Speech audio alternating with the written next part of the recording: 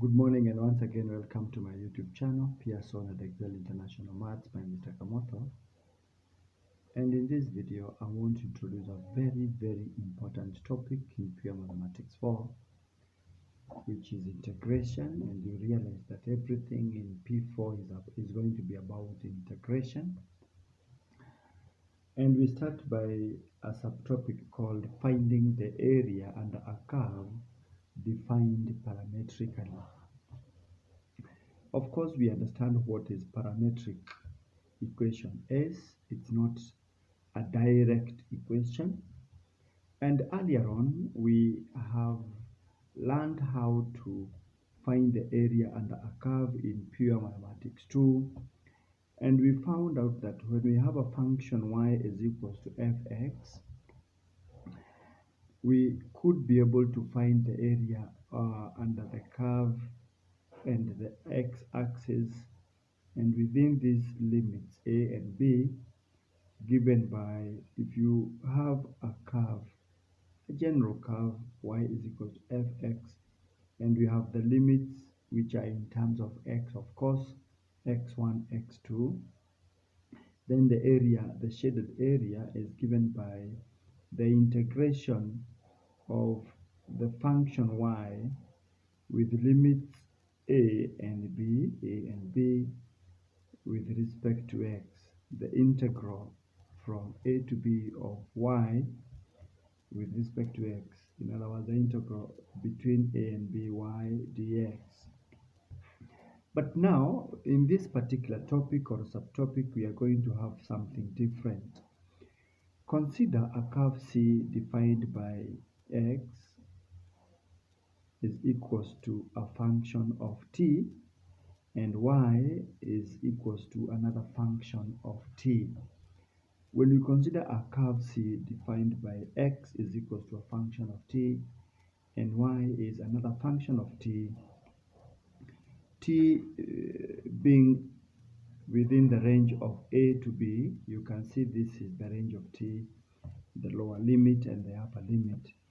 Then we may be persuaded to apply the general approach of the area under a curve and start with a is the integral from x1 to x2, and I want you to note this x1 and x2 of the function y with respect to x.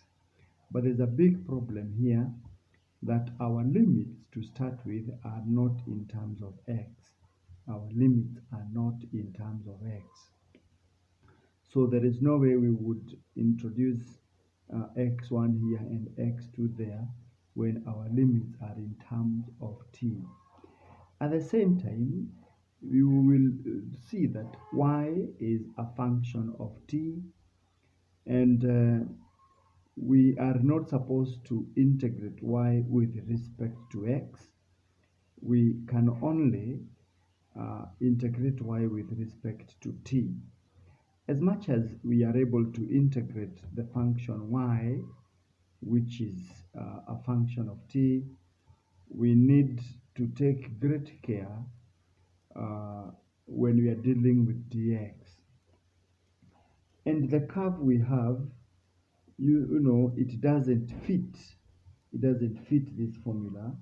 We can see that y can be replaced by gt, but how do we replace dx?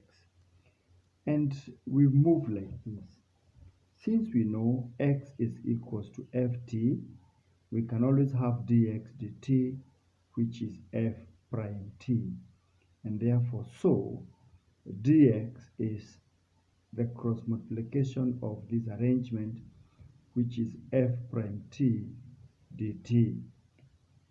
So by the time we will be able to express dx in terms of t, then we can go back and find the area under that curve, which is all the way from the lower limit when t is equals to a as provided in the question, all the way to when t is equals to b of the function y, which is gt. We integrate the function y, which is in terms of gt as provided here, but now dx, which is f prime t dt.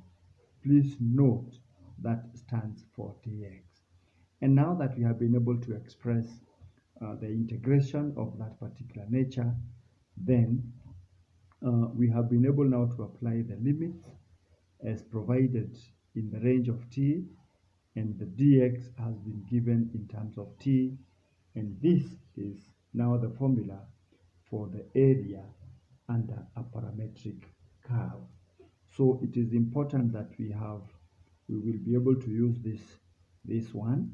We will be required to change where necessary and express variables in terms of parametric notations as provided in the question.